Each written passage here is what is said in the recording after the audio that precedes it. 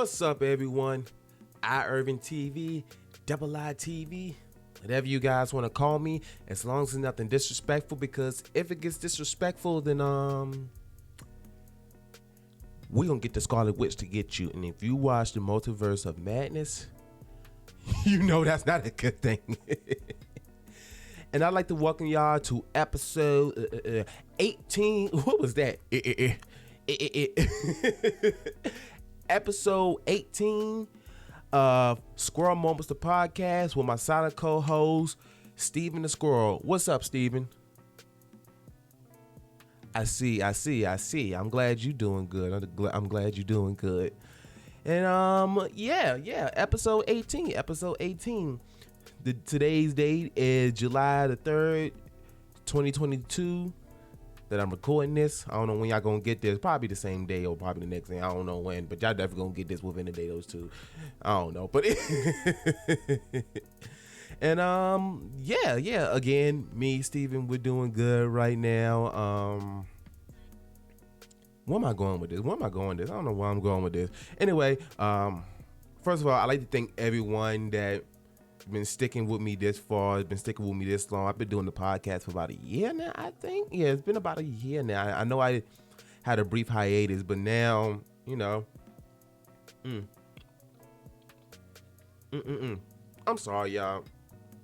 I'm so disgusting. I just ate not too long ago, and I can still feel the food in my Anyway, I don't need to give y'all details, but I'd like to thank everybody that's been sticking around, that's been watching the podcast, which the video version is on youtube.com/iIrvingTV, and then that's also been listening to the audio version, which is available on Anchor.fm, Spotify, Google Podcasts and Apple Podcasts. I appreciate everybody that's watching, that's listening, and all that kind of stuff. I definitely appreciate the people that's listening, because since I got the ad in the beginning, I get paid for it. Not that much. I still haven't reached $1 yet, but I appreciate everybody's support that's liking it, that's sharing it, all that kind of good stuff. And, you know, I'm just going to continue pushing. And again, if you're watching the video version, go ahead and like it, share it, drop a comment and all that stuff.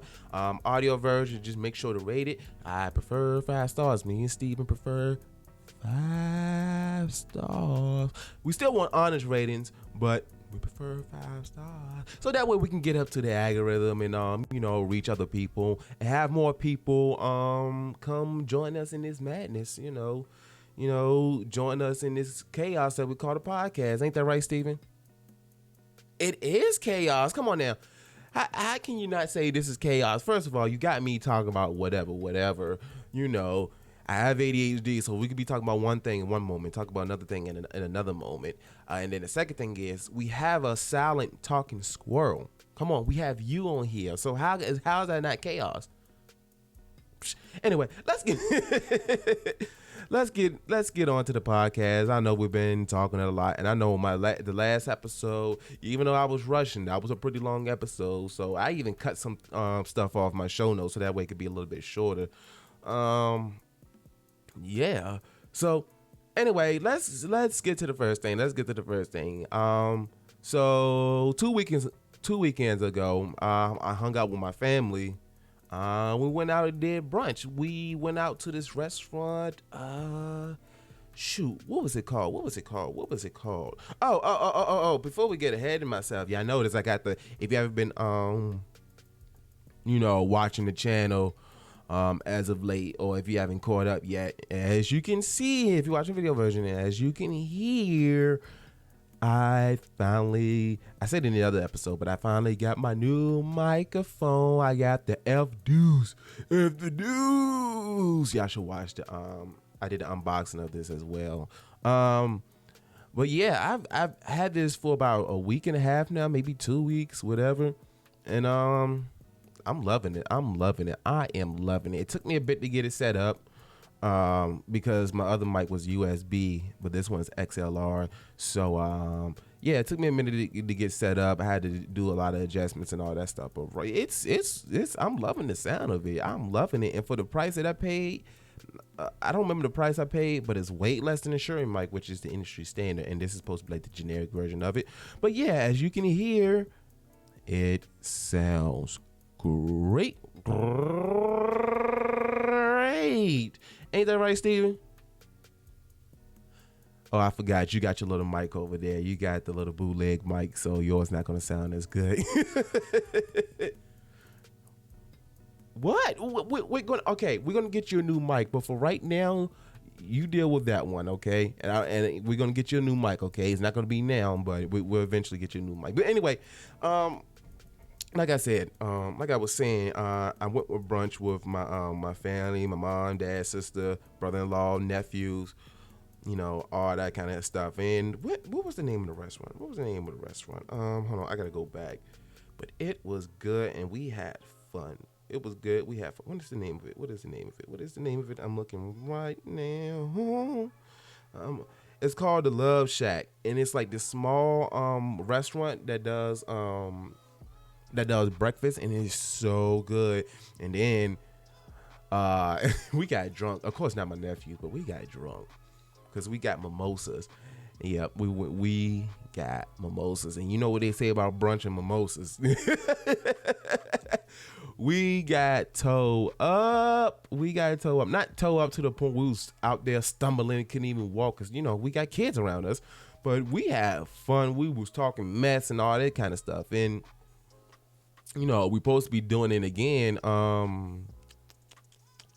this weekend, this next Saturday, hopefully. And this time I picked the place, which is Capital Waffle. And if you're from Richmond, Virginia, you know what that place is. It's basically specializing in waffles, obviously. But not only they do regular waffles, they have what is called savory waffles, and then they have sweet waffles. So savory, like they'll have meat on there such as bacon and all that kind of stuff, some type of gravy and sauce and all that kind of stuff. And then they have the sweet, which some of it is just fruit and syrup, and then some of them had Sour Patches on. It's really good, and then it's affordable too, and they got mimosa, so we might get toe up again this weekend. hopefully. It's not confirmed yet, but hopefully we go, and then, you know, we get toe up again. Because it was real fun. It was real fun. And then the reason why I'm saying this, because if you got family you get along with, just take some time out the day, like even just an hour or two. Just hang out with family, because family is important. And of course, you know, I don't think I told you how I feel about, you know, family per se. Family is important, don't get me wrong. And, you know, some family is family. But if you have that relationship with your family, take full advantage of it. Hang out with them as much as you can, because last year, these last 2 years haven't taught us anything. Family is important, because you never know what's going to happen. So I love hanging out with my family and all that stuff. Plus, when I was going through my depression and all that kind of stuff, I ignored my family. And what I mean by ignore, they call my phone, text me.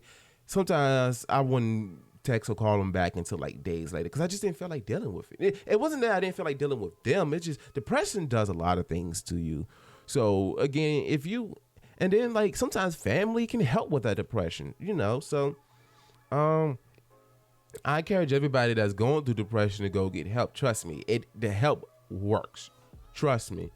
Like, I said this before, but I'll say it again. I haven't felt this good since high school. And I've been out of high school for almost 11 years. So imagine, and the thing, you know, the crazy thing about depression is you don't know you're going through depression until you get help. That's the crazy thing, until you start like talking to somebody about it, and you know. And then the good thing about social media is, you know, people are sharing that, you know, their feelings about depression and all that stuff. I don't know how we got here. Squirrel moment. Hey, Steven. But what'd you say, Steven? Come on now, that was perfect. You gotta admit that was perfect. But anyway, what was I saying? Right. It just, you know, depression just does things to you. And it just, again, you just don't know until it's pointed out. Or again, with social media, everybody being open about it, it's like, oh, wait, I'm going through that.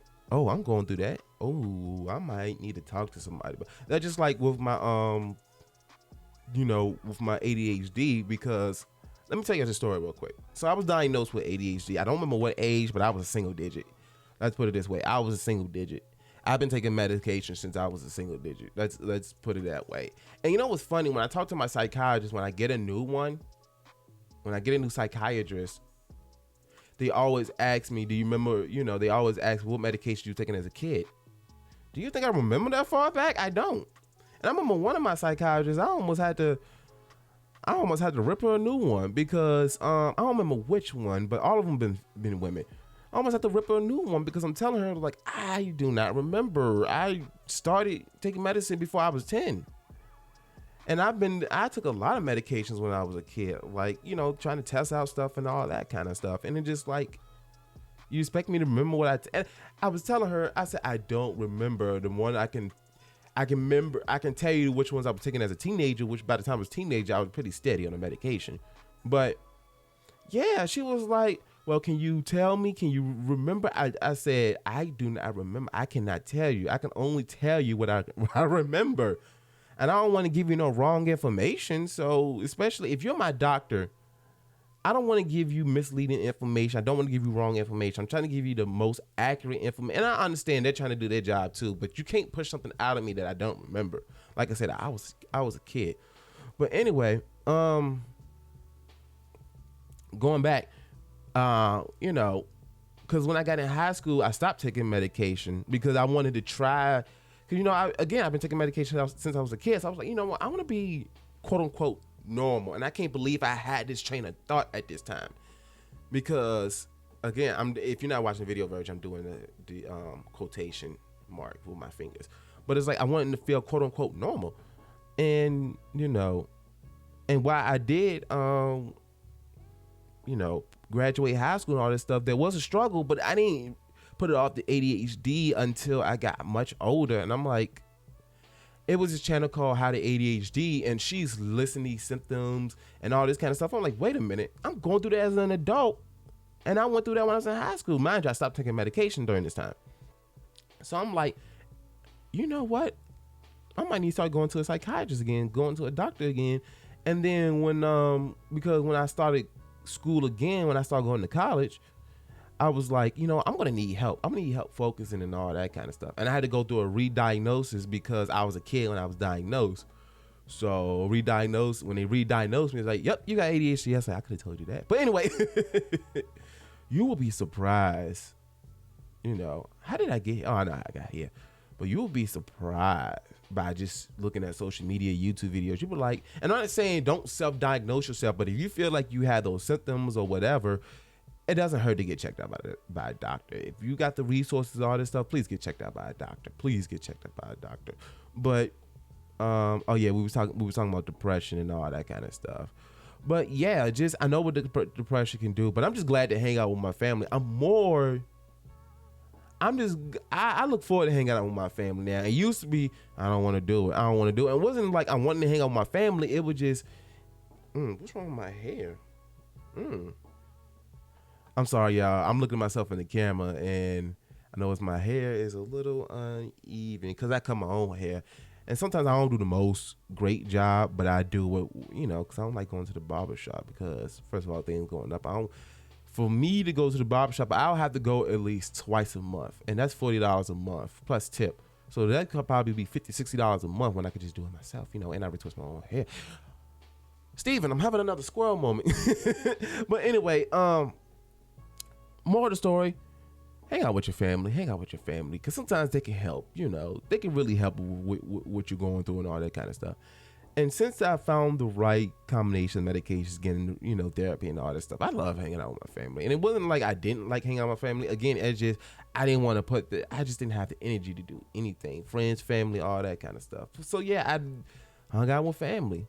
But one of these days, me and Steven need to hang out that doesn't involve content creation, because every time we hang out is always content creation, whether it's the podcast, streaming videos and all this stuff. Because it's funny, originally Steven was just supposed to be on the podcast, but then he just so happened to be in the other videos. So, but yeah, we need to hang out. Me and you need to hang outside of content creation. Ain't that right, Steven? What you mean you don't want to hang out? All right, you know what? Forget you then. You fine. No, I'm just I hope you're joking too. Aren't you joking, Steven? Oh, all right. Okay, we need to hang out one day and get some drinks or whatever. So, but anyway, all Also, the next thing I want to talk about is I finished the Obi-Wan Kenobi show, and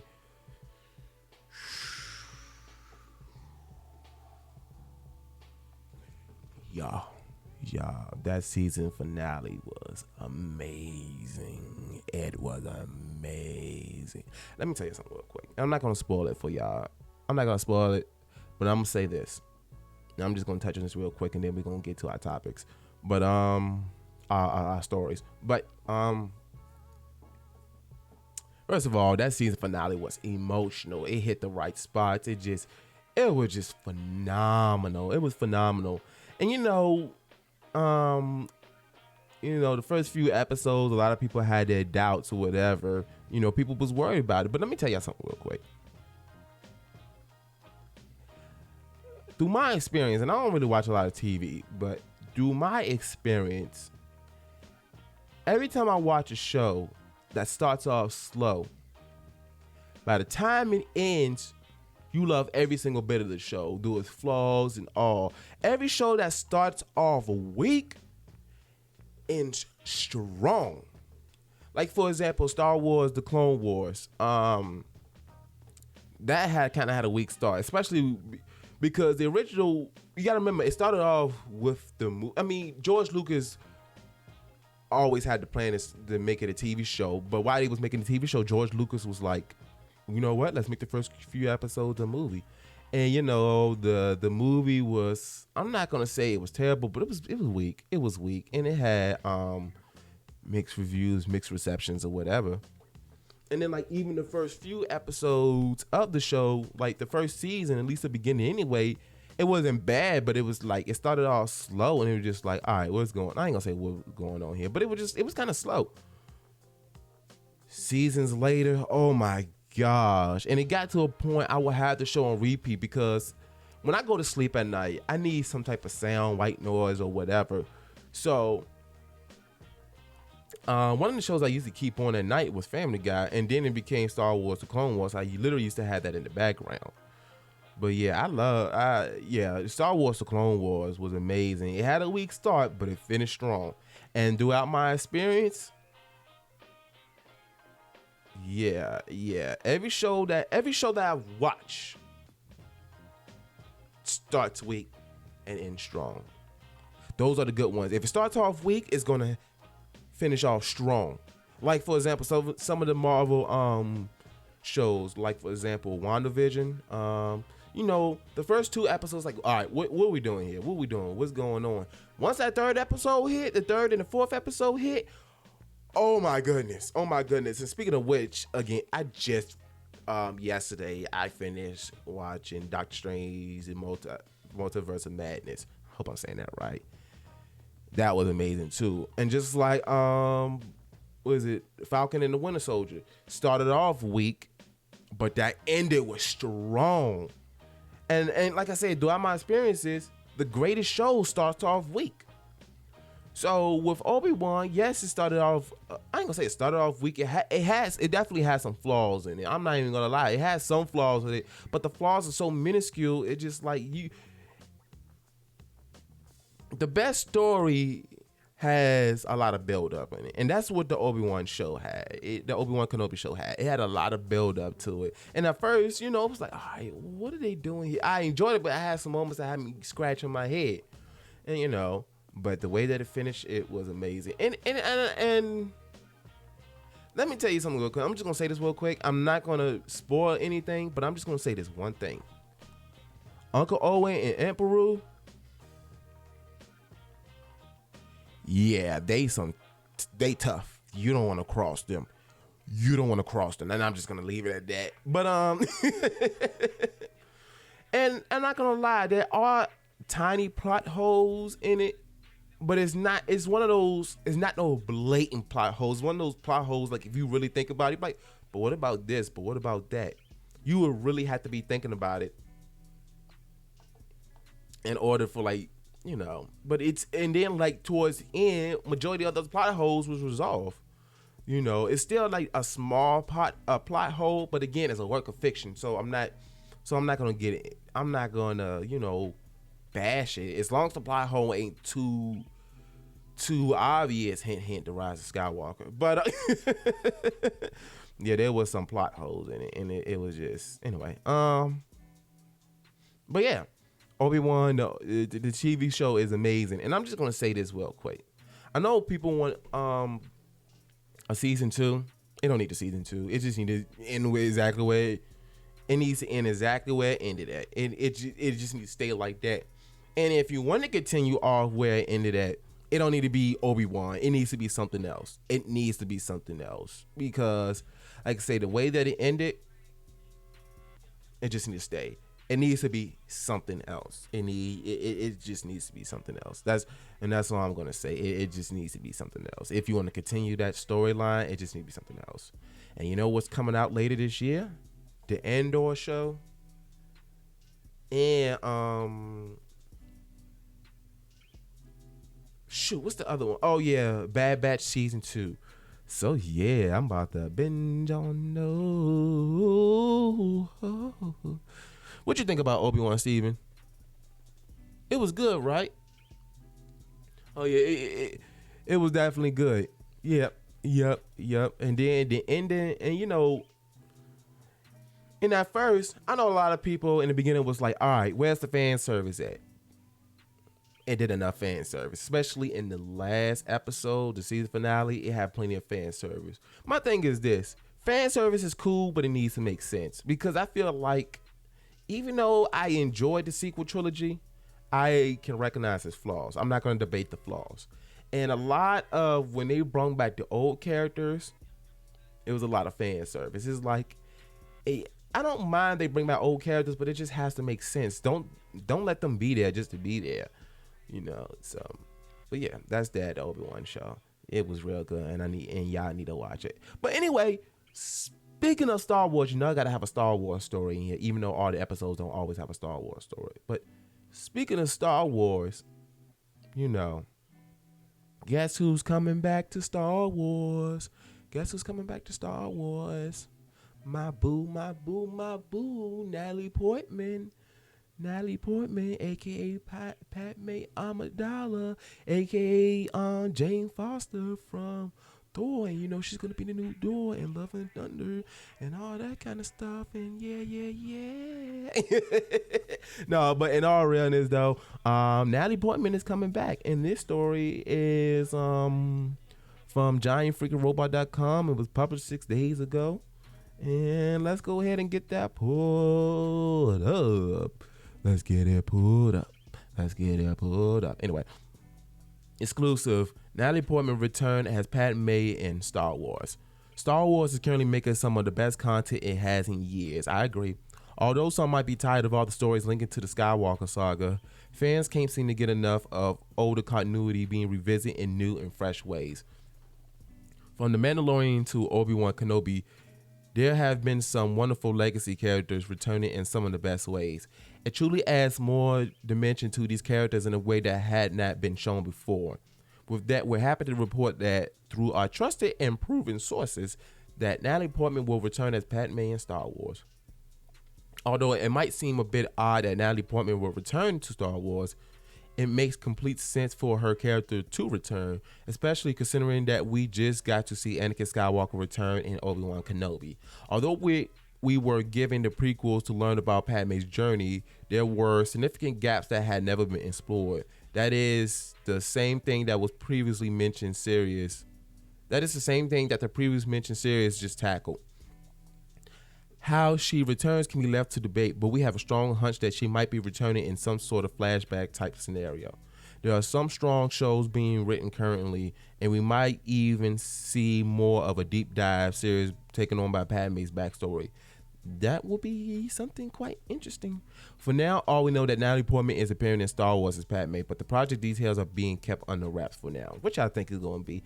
I think it's going to be the Ahsoka show. It might be some flashbacks in the Ahsoka show. It makes a lot of sense since Hayden Christensen is coming back in the Ahsoka show. Probably as flashbacks or ghosts and all that kind of stuff. So I can see it happening. It might be some flashbacks where, you know, they might be hanging out and all that kind of stuff. Anyway, There are plenty of ways in which she could return, including some of the shows that might continue to cover the era in which Anakin and Obi-Wan were still young men. The Clone Wars cartoon was a massive hit, but Padme did not appear as much as she should have. I thought she did. So there could be some more stories to visit in that era, but obviously with a more live action element taken.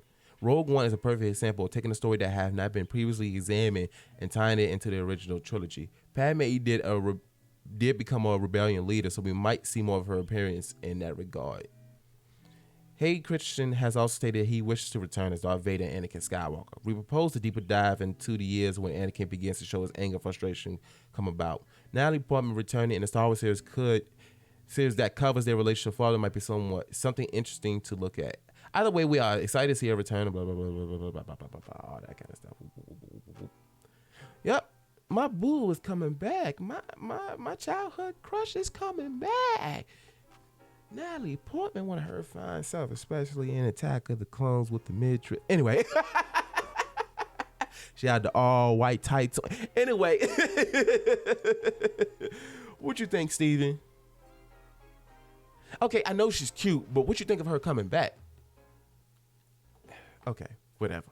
Aren't you supposed to be attracted to other squirrels? So you're attracted to humans as well. But I wonder if a human is attracted to you.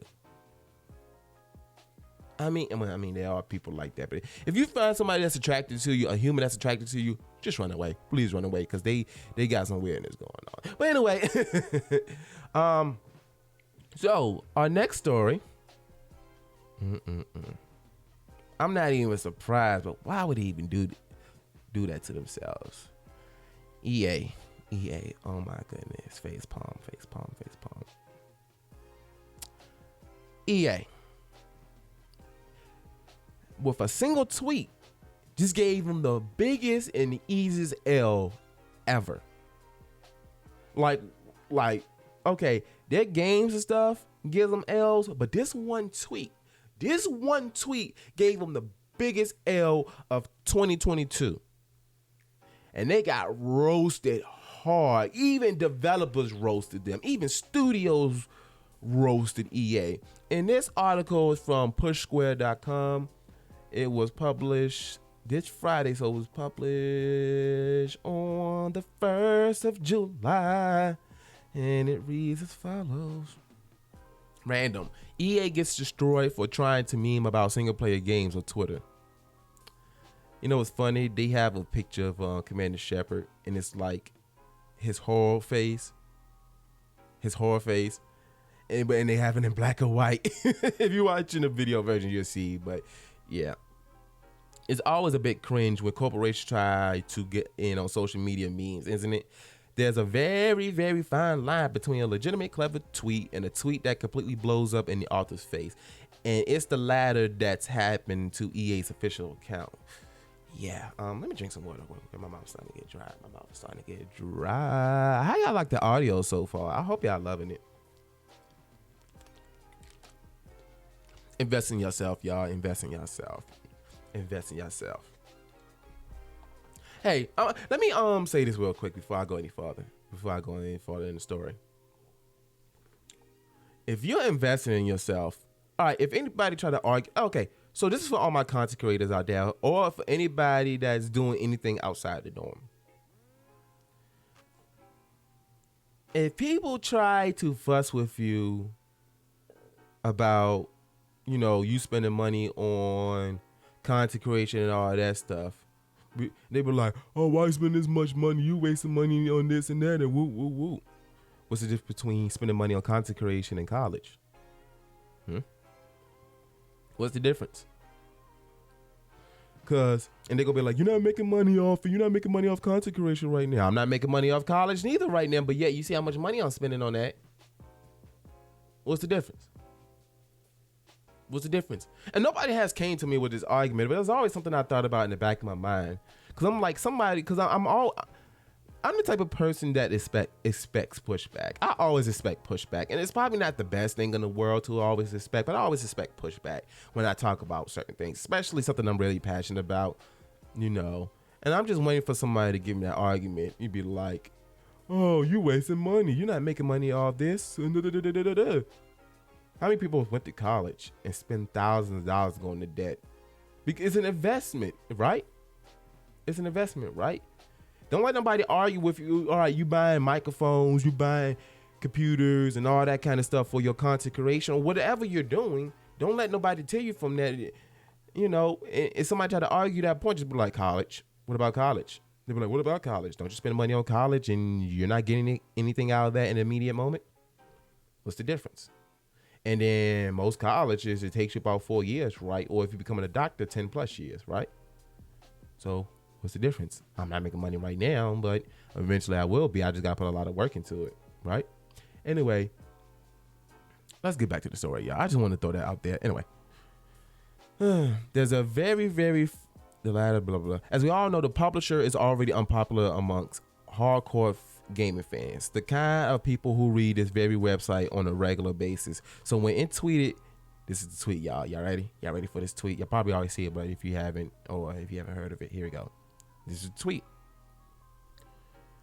There are 10, but they only like playing. There are 10, but they only like playing single player games. The company was just begging for a beatdown. Come on, y'all. Come on, EA. Really? There are 10, but they only like playing single player games. Of course, EA has a notorious reputation when it comes to single player projects. Years ago, it was one of the first big publishers to go almost all in on multiplayer and live service titles, to the point where it had legendary RPG developer BioWare make Anthem. It also killed properties like Dead Space. I still can't believe. Hold on. Okay, never mind. I'm sorry, y'all got distracted. It also killed properties like Dead Space. I don't know why they did that. And then like the third Dead Space, even though I haven't played it, I watched a Let's Play of it. It went more into the action, like, and I love the first Dead Space. I didn't really get a chance to play the second one, but I did watch a Let's Play of it. I love the first place. I'm not even a horror person, but anyway, in pursuit of a more live service success, especially after FIFA became such a global phenomenon. To be fair, EA has learned some kind of lesson because BioWare is back on the RPG train. A new Mass Effect is in development alongside Dragon Age Dreadwolf, and Dead Space is actually being remade. But reputations are incredibly hard to shake in this industry. And so EA's being ranked across burning hot coals for that tweet. I'm not even going to try to pronounce that word. The company did try to backtrack its attempt at memory with a follow-up post, which reads, roast well deserved, will take this L because playing single-player games actually makes them an 11. I'm looking at the camera like, ready? But the damage has already been done. The biggest dunk we've seen comes from former EA and Visceral Games developer Zach Mumbat, who quoted the first tweet and said, excuse me, "This is the company that shut down my studio and laid off 100 great developers because we were making a single player game. Can't hit the point home much harder than that, can you?" Yeah. Now look, it should be noted that this EA account is likely ran by just a handful of company-facing employees at most. And it's easy to make a bad call when the company you work for is considered uncool to begin with. So we do sympathize with the actual people or person behind this misplay. But geez, what a misplay it was. And yes, definitely it was. EA, sometimes it's just better to, let me tell y'all something real quick. Sometimes it's just better to shut your mouth. Sometimes it's just best not to talk. It's just best not to talk. How y'all gonna talk about single player games? First of all, one of your studios, what was it, Respawn? They made Jedi Fallen Order, which I had great success. And then the second Titanfall. Both of them was great. And y'all sold millions. I made millions off those two games. Come on now. And then some of the tweets from other studios, like Respawn, one of the developers from Respawn even said something. I don't remember what the tweet was, but they said something. It's you down bad when other studios come at you like that. You bad. You just like. Let me tell you something real quick. I love multiplayer games just like the next person. Heck, I think the best time for gaming was when multiplayer was in an all-time high, and what I mean by that was during 2007, 2008, when you had the first Modern Warfare, Halo 3, you had Gears and all that kind of stuff. And I love multiplayer to the core. But also single player games need to be, we need more single player games, because let me tell you something real quick. As much as I love multiplayer, I love single player games. I love story. I love story based games. I love story. That's why Mass Effect is one of my favorite video games of all time. It really is, because just the way that they executed it. Mind you, that's from EA. At least the publisher, but still. Like, come on, EA. But yeah, I love single player games. Like recently, I just started playing Wolfenstein on what was it, New Order. I started playing that on stream lately on Twitch, which y'all should go ahead and follow me on Twitch, which is twitch.tv/IRvingTV. Y'all should go ahead and follow me, because I'm streaming much more often now. It used to be once a week, and be lucky if I could do twice a week. But with my new job and all that stuff, I've been consistent. Like, I've been doing like 2 streams a week, sometimes even 3, because I actually plan on did I stream Friday? Yeah, I streamed Friday. I streamed yesterday, and I'm planning on streaming today. And because tomorrow is the 4th of July, I might stream tomorrow. So, yeah, I've been more consistent. Y'all should follow me. But anyway, the moral of the story is single player games are important, because that's where the foundation of video games come from, is single player games. You know how excited people got when they heard they were remaking Dead Space? I got excited. And again, I'm not big on horror, but come on. Single player games are very important. Yes, we love multiplayer, but sometimes we just need to get away from people and just, sometimes it's just play by yourself and just enjoy the journey. What you think, Steven? Look, I'm sorry about the no thumbs comment. You know what I'm saying. But how can you play video games without a thumb? Like, come on. Like, let me get this controller. You gotta do all this. You gotta do this. So how can you do that? Oh, you're gonna use your tail. How would that even work? Anyway, I'm not even gonna question you. I'm not even gonna question your logic, whatever.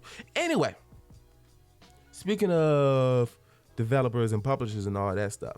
So, if you don't know, recently, Sonic Origins came out, which has, the original Sonic games 1, 2, 3, Sonic and Knuckles, and I think 3D. I think Sonic 3D. I think, I could be wrong. So they recently dropped it, I believe, and some people haven't been happy about it. A lot of people haven't been happy about it, and apparently so were the developers or the co-developers. They was not happy about the state of the game. And this article comes from PCGamer.com. It was published 6 days ago, and I don't feel like doing the math. And it reads as follows, which Sonic is one of my favorite video game characters. So I'm gonna throw that out there. But anyway. Now let me drink this water real quick. Let me drink this water real quick. I'm gonna drink this water.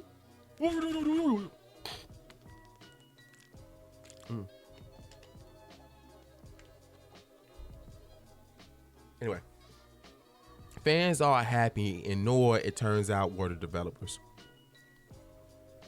Fans were pretty excited at the prospect of Headcanon, one of the developers of the best Sonic game of recent years, being involved with the Sonic Origins collection, which contains remastered versions of Sonic the Hedgehog 1, 2, 3, and Knuckles and Sonic CD. Okay, so it's CD. Unfortunately, since its release last week, forums and social media have seen a wave of videos showing the game's bugs, glitches, and general messiness. Which, you know what, I need to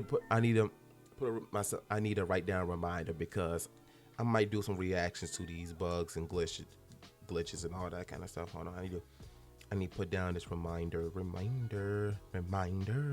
What's that Jay-Z song? Hold on. Two Sonic bugs. Like I said, my stream's been lit lately, because usually what I used to do was just play games and then call it a day, but now I'm reacting and all that stuff. Anyway, I'm sorry, y'all. The reception is obviously being reflected in user reviews, though there is some crossover in the negativity towards the game's microtransaction, which to be fair, do lock some weird stuff behind a paywall. How do you put microtransactions on classic game? New game has bugs. It's not the most stunning story, but it is curious that this has happened with what must be some of the most frequently re-released games ever made. Like, you would think Sonic Team would have a handle on things after so many years. Or maybe not. Developer Simon Tomley, founder of Headcanon and a programmer on Sonic Mania, was responsible for the Sonic 3 and Knuckles portion of Origins. A fair few issues have been spotted with this, including level skipping glitches, and Tomley took to social media to express his own frustrations at the collections under which Sonic Origins was developed. This is frustrating, writes Tomley. I won't lie and say that there weren't issues in what we gave to Sega, but what is in Origins is also not what we turned in. Integration introduced some wild bugs that conventional logic would have one believe were our responsibility. A lot of them weren't. Oh my gosh, I can't read. A lot of them aren't. Tomley goes on to say that we knew going in that there would be some major time crunch, and we worked ourselves into the ground to meet it just so this would even be made and released.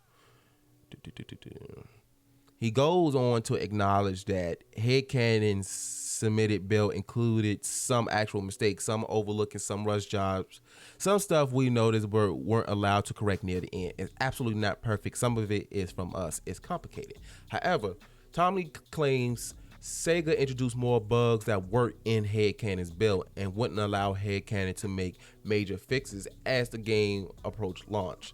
It wants to work on fixing the issues people have found, but doesn't yet know whether it will be able to. Every one of us is very unhappy about the state of Origins and even the Sonic 3 component, writes Tomley. We weren't too thrilled about its pre-submission state either, but a lot was beyond our control.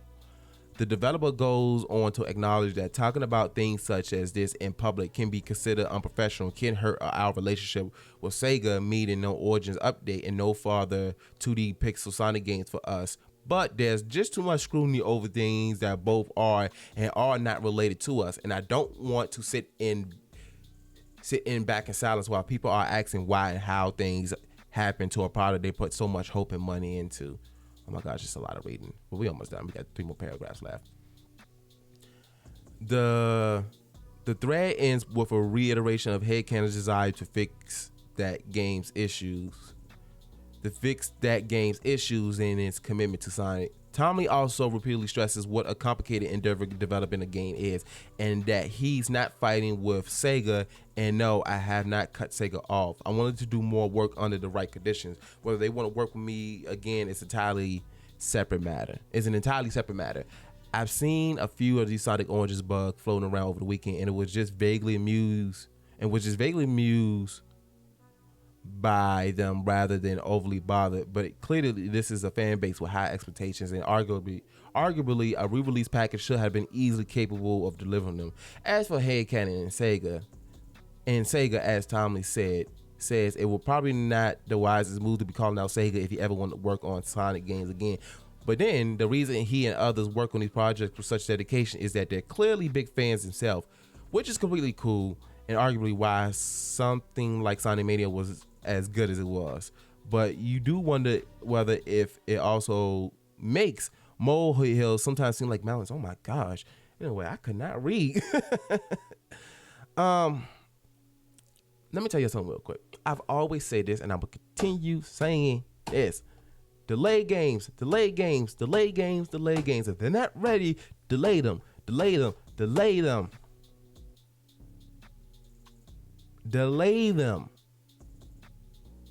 Come on now. I'm going to keep going back to Cyberpunk 2077. Delay the games if they're not ready. And I know sometimes it costs a little bit more if you got to delay it, because then you got to keep paying workers and all that kind of stuff. But come on now. We gotta do. And I'm glad the studio is doing this. I'm glad Headcanon is doing this and calling out Sega, because it's unprofessional. Let me tell you something real quick. They know. See, that's why I don't really blame developers. I blame not studios.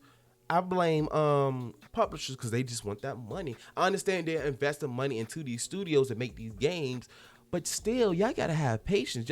See, publishers don't know exactly what goes on behind making these games. It's a lot.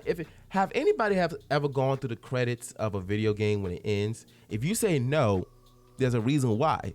Because the credits are long. You know why the credits are long? Because that's how much people are working on them, on these games. And these games are expensive and all that kind of stuff. So these publishers need to start listening to these studios more and be like, all right, take your time. Not only that, see, again, I said this before, but majority of the money also goes into the marketing as well. Again, I'm going back to the original Modern Warfare 2. They invest more money in the marketing than the actual game. Look it up. But yeah, it's just I feel like games should not be announced until it is either almost done or is done and should be ready to go out within the next 6 months. I feel like games should not be announced until it's at the polishing stage, because then you don't have to worry about, I mean, and don't get me wrong, deadlines need to be there, but at the same time, it's like you don't disappoint the people. That's the biggest thing. I feel like at the end of the day, you're gonna get your money back. You just have to take, you have to take your time. You have to be patient, because if people are getting tired of these, if people are getting tired of these broken games and delays and all that kind of stuff, just be quiet, shut your mouth, and continue working on the game until it's at the point just everything needs to be polished. Don't just it needs to be a playable build.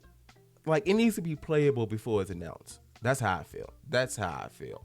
And if you have studios saying this, look, again, they have passion making these games, but there's a lot of work behind it. And like, again, crunch culture needs to end. And if you don't know what crunch is when, like, deadlines are coming up and everybody's, instead of working your regular 8 to 10 hour shifts, you're now working 15 hours a day, 7 days straight, or whatever the case is, spending time away from your family just for a video game, just to meet those deadlines.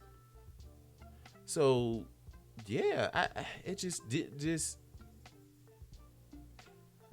where am I going with this?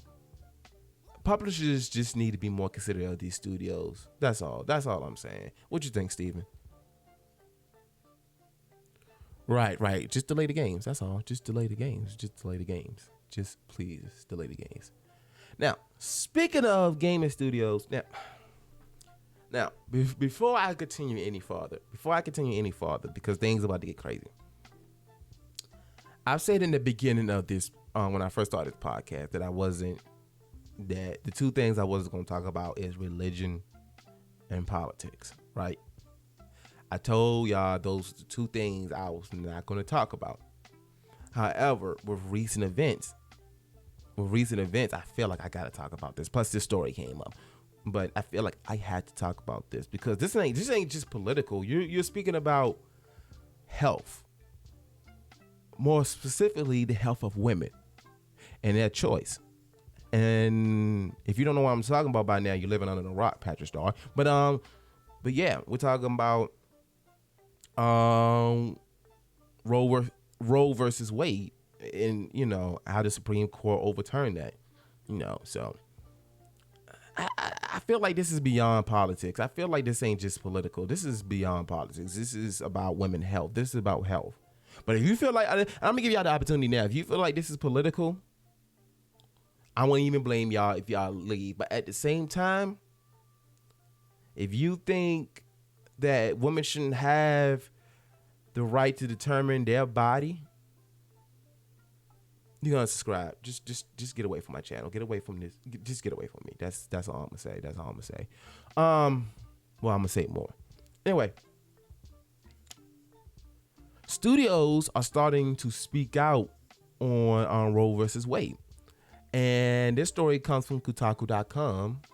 And it reads as follows. So, and this was published on the 24th of June. PlayStation Studios breaks silence on abortion rights after Roe overturned. Bungie, Insomniac, and others advocate for abortion rights. Okay, I've just seen how long this was. On Friday, the U.S. Supreme Court made good on a long-standing right-wing threat to overturn Roe versus Wade, and with it eradicate the constitutional right to abortion that has existed for nearly 50 years. Now, some of gamers' most well-known studios, which has been previously silent, are speaking up about the issue, with at least one Destiny 2 maker, Bungie, directly condemning the Supreme Court's ruling. In a historic 6-3 decision, with the majority opinion authored by numerous Republican justices who had previously stated under oath that Roe was settled law, the court. Oh my gosh, I could go back. Who had previously stated under oath that Roe was settled law, the court stripped away fundamental protections for abortion, bodily autonomy, and personal privacy, rejecting many of the legal arguments on which those protections had previously been based. States now have a green light to legislate abortion bans, and in place where so-called trigger laws were in effect, like Texas, these bans are already set to go in effect. The decision by the U.S. Supreme Court to overturn Roe v. Wade cuts off millions of Americans from that access and leaves open the possibility of even further restrictions on life-saving healthcare for all of us, Bungie wrote in an update to an earlier blog post on the subject. We remain undeterred in our commitment to stand up for reproductivity, choice, and liberty. As a result of the ruling, the studio said it will now implement a travel reimbursement program to help employees access any reproductive or gender affirming health care they require, even if such care is criminalized in the employee's home state.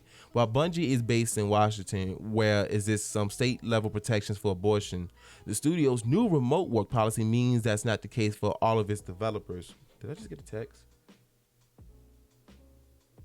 I'll respond to that later. While the Destiny 2 maker has continuously been outspoken on political issues, other studios are making their positions public for the first time, and some are committing to providing material support to employees. Both are things that more and more American workers are asking employees about as the country's political institutions fail to meet the moment or remain captured by minority rule. We are human beings who make games, Insomniac Games tweeted. Reproductive freedom and bodily autonomy are human rights. The Sony-owned studio behind upcoming Spider-Man and Wolverine games, Insomniac, has previously planned a $50,000 donation to Women's Reproductive Rights Assistance Project, also known as RAP, which its parent company would match. That was following an email from Sony Interactive Entertainment head Jim Ryan calling on employees to respect differences of opinion on abortion back when a draft opinion of the court's decision had first leaked. According to the Washington Post, Sony had also required that Insomniac remain silent about its donation to RAP. Now the dam of silence seems to be breaking. Fellow PlayStation studios, Naughty Dog, Sony Santa Monica, Sony San Diego, Sony Bend, and Sucker Punch, and Guerrilla Games have started weighing in today. We will continue to uphold those values and actively support all our employees in receiving the care they need and want, tweeted Naughty Dog. Reproductive freedom and bodily autonomy are human rights, Guerrilla tweeted. While the Horizon Forbidden West studio is based in the Netherlands, its former boss and co-founder, Herman Hulst, is now the head of PlayStation Worldwide Studios.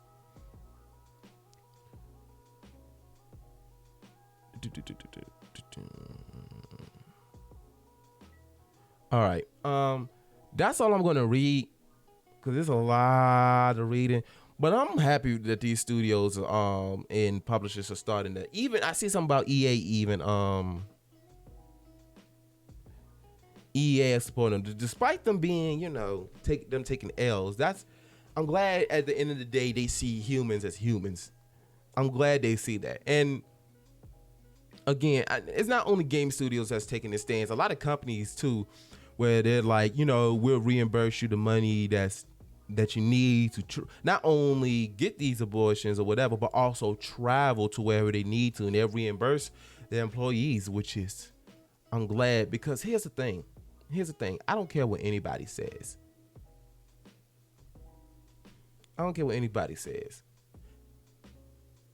What a woman decides to do with her body is her choice. No government entity should tell a woman what they should do with their bodies. And here's the thing: when people think about abortion, they just think about, they don't want this baby, so let's go and get this abortion and all this kind of stuff. It's more than that. It's not just that.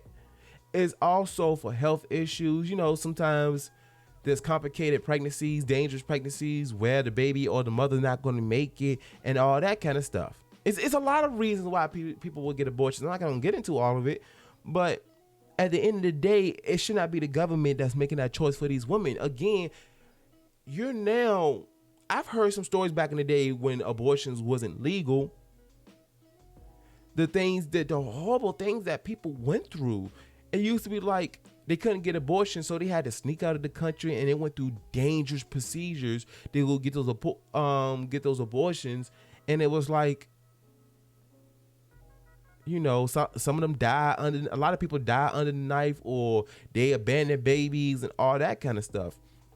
And people might be thinking, why people need to get abortions? Just give them up for adoption. It's not that simple. It is not that simple. The adoption process is not simple. It really isn't. I'm not going to get into that, but I know, because I don't know too much about the adoption process, but I know it's not that simple. And the crazy thing is, it's like, let me tell you something real quick. Me personally, I don't believe in abortions, but that's not my place to say whether a woman should get an abortion or not. I'm always going to lean more towards, let's just say, for example, right? It's me and my woman, right? I'm married or whatever the case is. And, she gets pregnant, but she's not ready for a child. Me personally, I would try to talk her, against it. But at the same time, at the end of the day, we talked about it. That's her body. If she's ready, she's ready. If she's not, because I feel like we both need to be on the same page when it comes to children. When it comes to children, both parents need to be on the same page in the story. But not only that, if she's having complications and the doctor, it was like, if you try to go through this pregnancy, you might die. Come on now. Come on. We need to go through that abortion. You know what I'm saying? So, and not only that, talk about other cases. What if somebody is a victim of rape and they get pregnant by their rapist? What then? Now they're forced to have the baby. And not only that, the healthcare system in America is it's all messed up. I'm not going to get into details about that because, again, I don't want to get too political, but this is important. The healthcare system is horrendous in this country. For all my people that's living outside the States, it is horrendous. It's not the best healthcare system. I'm just going to say that. You will literally go bankrupt just because you had to go to the hospital once. Trust me. What I was ready to say. The point is, what's crazy? A woman and a black man voted for the overturning, and it just.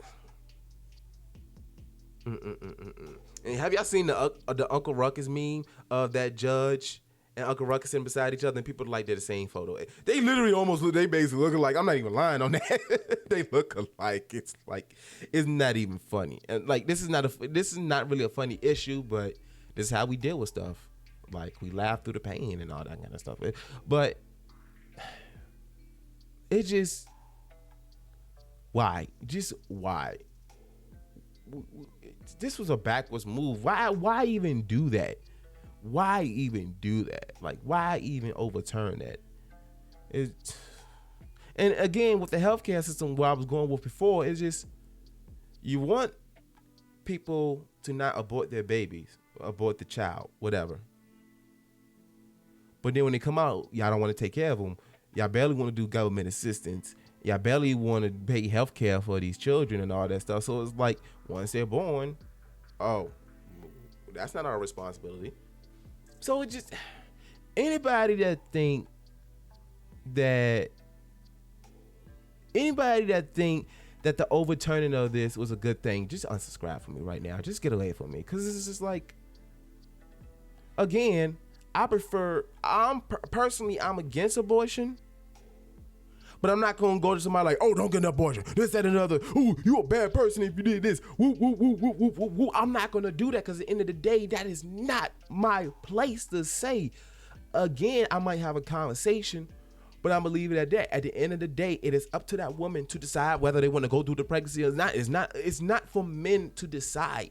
I will always say, when it comes to women's body, men should stay out of that conversation. Okay? You could be pro-life, but, and I know there's some pro-lifers out there that's like, oh, this is disgusting what they did. They overturned Roe versus Wade. I know some pro-lifers that's like, this is ridiculous. It's like, yes, I don't believe in abortions, but this is wrong. How you gonna tell somebody else what they can and can't do with their body? But anyway, that's enough of that, because I'm probably pissing some people off, which if I'm pissing some people off right now, I've done my job. If I piss you off, I've done my job. So I'm not gonna stick my middle finger up in the camera, although I'm thinking about it. But if anybody think that this is a good thing, get away from me right now. Just get away. What'd you think, Steven?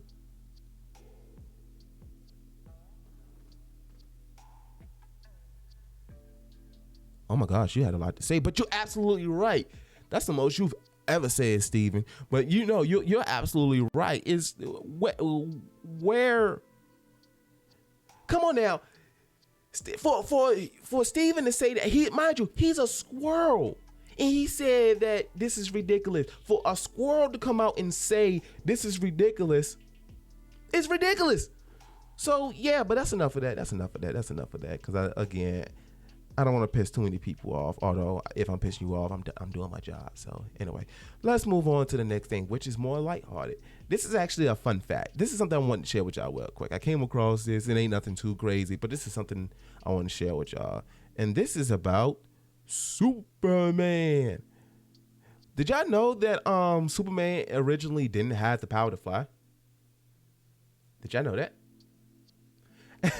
And when I came across this article, it was funny because right before this article came out, I saw a meme that it was a very old comic. It was like, you could tell this like newspaper comic. It was a meme. It was a picture of Superman and Batman, and they were trying to save a woman that was about to get lost in the river or whatever. Mind you, he's not flying. He's like this. He's trying to reach for. He's helping Batman stand up, and the meme was like, "Oh, come on, Superman, you could have did better than that." And I'm thinking the same thing too. But then when I came across this article, it made sense. Hold on, let me drink some water real quick. That last topic made me almost frustrated. Anyway, this article is from ScreenRant.com. It was published 6 days ago. I'm not doing the math, and it reads as following. So let's switch over. Boop. Superman's most iconic power didn't come from the comics. One of Superman's most iconic abilities, his power of flight, didn't originate in the comics, but debuted in one of his most influential adaptations. Excuse me. One of Superman's most famous powers is his ability to fly, but this originated in one of his most influential adaptations, not the comics. Superman is one of the most iconic superheroes in both in the DC Comics pantheon, I think that's how you say that word, and the genre itself, having reshaped pop culture in his 1938 action comics debut. Superman didn't arrive at newsstands fully formed, however, and just as his characterization, enemies, and supporting cast have gradually evolved, so too have his powers, with one of the most iconic abilities coming from the Fletcher Studios animated shorts. In Superman's first appearance, his powers were far tamer than what readers and viewers are used to today. Superman's ability initially consisted of superhuman strength, oh my gosh, speed, and durability, and while he couldn't fly, he could leap an eighth of a mile. Later stories would introduce powers like heat vision and ice breath, but Superman's famous means of transportation didn't debut in the comics. The 17 Superman animated short films by Fleischer Studios, later renamed Famous Studios, introduced Superman's ability to fly in their first installment. The Fleischer brothers were unsatisfied with how Superman leaping through Metropolis looked at animation, so they contacted DC Comics and asked if they could have Superman fly. With the publisher's permission, Superman officially took flight in 1941's The Mad Scientist, and the Man of Steel's powers of flight instantly became one of his most famous abilities.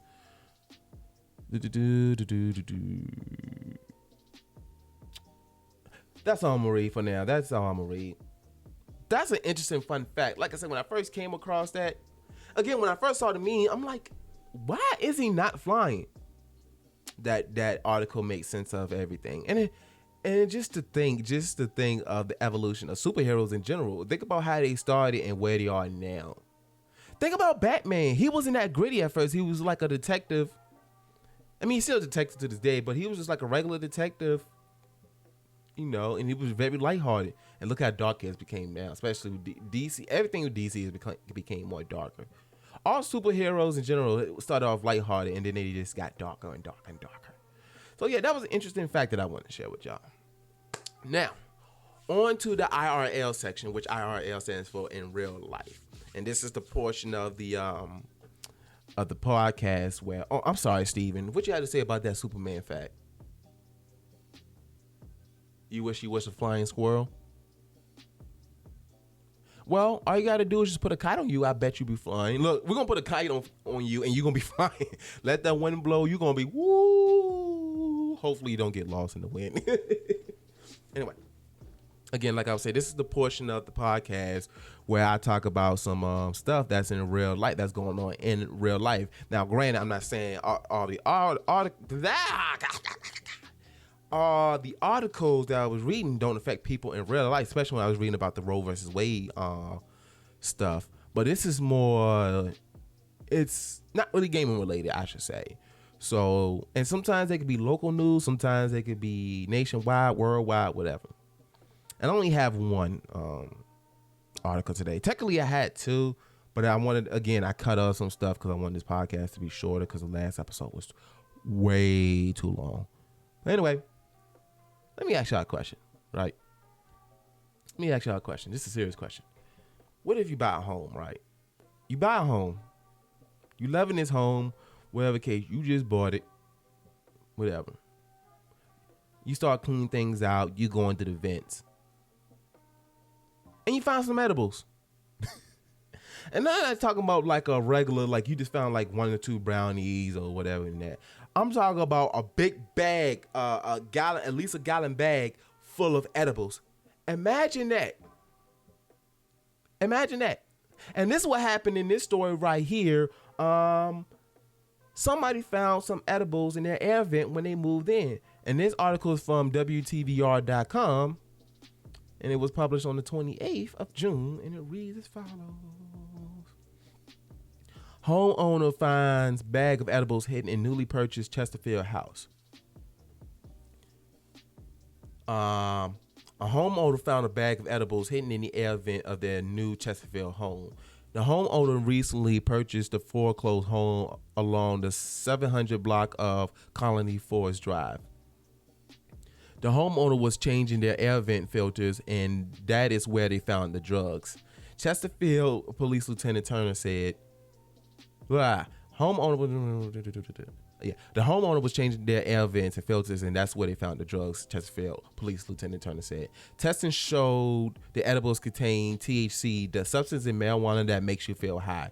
While police could not disclose the exact weight and value of the edibles, investigators said that they were found in 1 gallon size bag that was full of edibles and 1 gallon size bag that was half filled. That's a lot. Police said they believe the investigation was now considered a closed case, but did not say if anyone was arrested or any charges were filed in this case. This is the developer story, blah, blah, blah, blah, blah. Hold on. Let me see if I can pull that picture up. Hold on. Look at that. Look look at that. If you're watching the video version, look at that. Wow. Ooh. Let me ask y'all a question real quick. What would y'all do in that situation? You just bought a new home.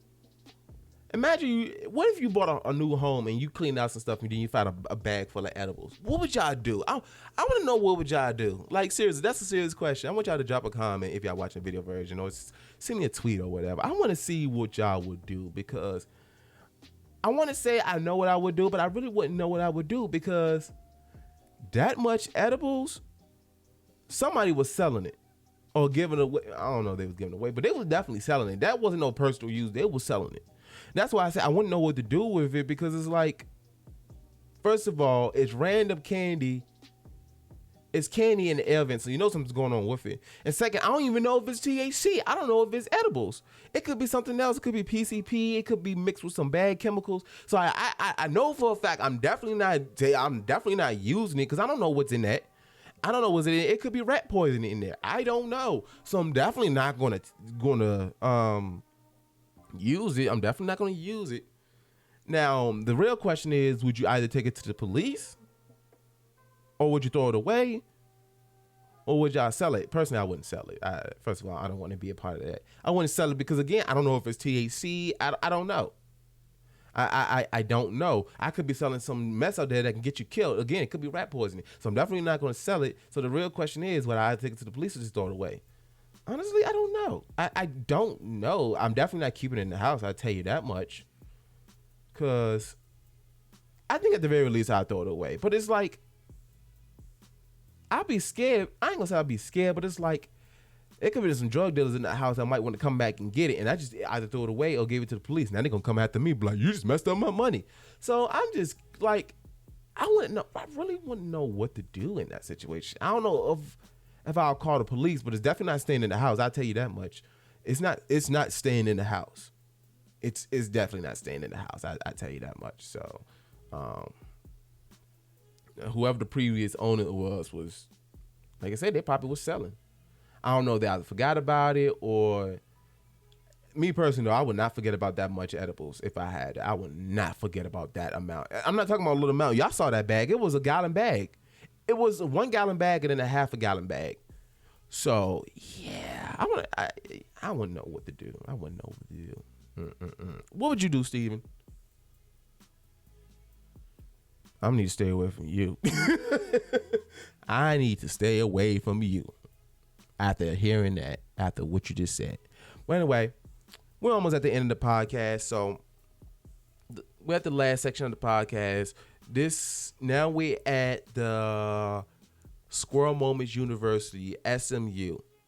This is the portion of the podcast where I give advice, whether it's life advice, not really financial advice, mental health advice, relationship advice, whatever I feel like that can help somebody, something that helps me out and I'd like to share with y'all. And I feel like, it could just help anybody out, no matter your age, no matter what age, whether you're in school, out of school, teenagers, whatever, adult, old person, elderly, I should say, whatever. I feel like that this advice can help somebody. I feel like these advices can help somebody out. And I feel like this advice that I'm about to share with y'all now is real simple. It's going to be real quick. But I feel like this will help anybody out, no matter your age. I feel like this will go more towards older people, but it'll still help everybody out regardless. And it's time for me to end this podcast because I cannot talk. And podcasting requires a lot of talking. But anyway, and here's my advice. Y'all ready? Y'all ready for today's lesson? Continue doing what makes you happy. I'm going to say that again for the people in the back. Continue doing what makes you happy. Now I'm going to say that for the people that's way in the back. Continue doing what makes you happy. Y'all heard me? If y'all ain't hear me at this point, y'all, if I knew sign language, I would do the sign language. But I don't know sign language. But this is important, y'all. This is important. As we get older, and I was talking about depression earlier, and I'm going to bring that back in a second. And it goes with this. As we get older and we start getting busy with life, whether it, working, going to school, taking care of kids, whatever the case is, we start to journey away towards the thing that we love doing. And I'm not saying it's a right, is right or wrong, no, you shouldn't be doing that. Because I understand life happens. Again, if you're taking care of kids, you got to make sure your kids are straight. You got to make sure you got a roof over your head and all that kind of stuff. You got to make sure you eat. So I understand where stuff happens where you don't have a lot of time to do what you love, do what makes you happy. But at the same time, you still got to make time. You got to make time for what you love. And this is why I'm going to go back to the whole depression thing. Once I graduated out of high school, after about a few years, I almost stopped playing video games entirely. Like, I will go months without playing a game. And y'all know me, I'm a dedicated gamer. I love gaming. Like, you know, and I get mad when I don't play a video game for a day or two. Like, what I mean by that is, like, I can go a couple of days without playing, but then I'd be disappointed in myself because I'm like, this is what I love doing. I love playing video games. This is starting to get hot in here. That's another reason why I want to stop the podcast, because it's starting to get hot in here and my stomach's growling, even though I just ate about an hour ago. But I didn't, like I said, like, I would go months without playing the game. Like, I didn't realize it was connected to depression until recent years, because I just didn't realize it. And again, for me to go months without playing the game, that's not normal for me. And like, when I used to tell people this back in the day, they'd be like, man, you lying, you know, you played a game the other day. Again, I used to go months, and the only time I would play a game is if a new one came out, I beat the campaign, and then I don't touch it again. And then recently, ever since I started feeling better, even before I really started feeling better, I started getting back into gaming, you know. And it started off with content creation. And, you know, I love content creation. I love the process and everything. But what content creation made me realize is that I still love gaming to the core. I still love gaming. And what content creation did for me is return me back to gaming, return me back to what I love doing. Not only that, I also discovered another passion of mine, which is content creation, which I kind of discovered a while back, like when I was doing music, but I didn't look at it as content creation at the time. But I like the production side of things. I like the whole creative process, you know, like, you know, working on the audio, you know, just a lot of the behind the scenes stuff. Yes, I like being in front of the camera from time to time, because that's what I'm doing majority of the time. But I love this whole process. Again, I was happy when I got this new mic, you know, my new setup, because now I got dual monitors now. So it's just the whole process. It just, you know, this whole process, gaming, content creation, all this stuff makes me happy, which is why. And what's funny is that text that I got just now, my friend, she asked me, hey, are you resting? You've been streaming more and pushing videos out. I love doing this. I literally love doing this. This is what makes me happy. And, you know, and to answer her question, which I'm going to text her back once I'm done with this, I have been resting. Actually, ever since I got this new job, I've been resting. I've been resting more, and I've been having more time to do things. And plus, now I'm not working nights. So now it's like I have more energy to do things. You know, I'm a little bit more happier, you know. So I'm willing to do more of these things because, again, at the end of the day, this is what I love doing. You know, I'm moving out by the end of this year, and I'm really working on that. I'm really pushing towards it. You know, I've already got some money saved up. But, yeah, it just, one of the reasons I want to move out, because I want to start making more and more content. Because if you don't know, I live with my father. I've said this many times, but for those that don't know, yeah, I live with my dad. But if I live with my own, I can make more content. Plus, matter of fact, I'm 28 now. I'm 28, so it's time for me to get my own place anyway. But, yeah, this is what I love doing. And, like, even when you know, if and when I do have a family, have kids and all this stuff, I'm definitely going to make time for my family and kids and all that kind of stuff. But at the end of the day, even if it's just for an hour a day, I'm playing the game. You can't. And for my significant other, when I do end up having a significant other, I'm just looking at my hair. If you watch the video version, I'm looking all kind of weird or whatever. But for all my potential significant others, you got to accept the fact this is what I love doing. Now, I'm going to be attentive. I'm going to be there. Trust me, I am. But just like you like to have your own things you like to do, this is what I love to do. And you're going to respect it. And you're going to know out the jump that this is what I love doing. If you can't handle it, get away from me. Don't No, you ain't gonna take away my passion just because you feeling whatever because you don't have anything you have to do or look forward to. So yeah, it just, and I know that sounded kind of bad, but it's the truth. It's the truth. So I mean, if women had more hobbies, they wouldn't get mad when we enjoy our hobbies. So yeah, but yeah, that's all I gotta say. Continue doing what makes you happy. Find time out the day, even if it's just for 30 minutes, for an hour, whether it's drawing, reading, writing, whatever you love to do, building things, working on cars. Find the time to do it. Because if you immerse yourself too much into the worldly things, what I mean by that, taking care of a family, kids, working, all this stuff, if that's the only things you do, you're going to be looking later back in life like, man, I remember when I used to do this and that and whatever. I don't do none of that no more.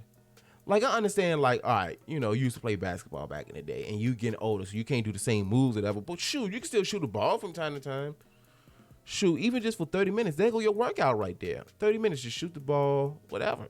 So, and it's important because, again, if you start striving away from what makes you happy, then you're no longer happy. And I'm not saying that having family and, whatever doesn't make you happy, because having a family does make you happy, but then that's not your only identity. You were somebody, you were somebody before your family. You was doing stuff before you had a family. So just continue doing what makes you happy.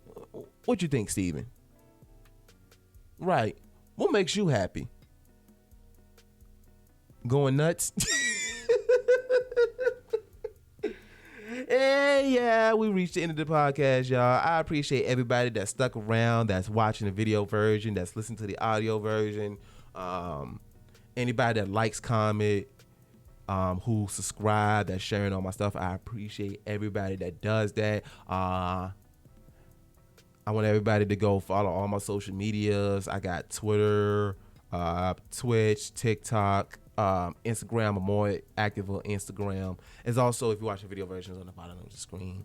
But yeah, go ahead and follow me on my social medias. Also, you're not obligated to do this, but if you want to financially support me, again, I'm working on moving out. I'm also trying to get some more equipment and all that kind of stuff. So if you want to support me financially, you always donate to my Cash App, which is $Irving TV. But again, you're not obligated to. Just y'all watching and sharing and liking and all that kind of stuff, that alone helps me. And again, if you listen to the audio version, you could be working out, you could be on a road trip or whatever. But if you listen to the audio version, I have an ad in the beginning, so that also helps out as well. Again, I haven't made $1 yet. I've only made a couple of cents, but that helps. That helps. Every bit of support helps. But yeah, that's all I got. Do you have anything else, Steven? Right. We just appreciate everybody's support. I appreciate everybody's support.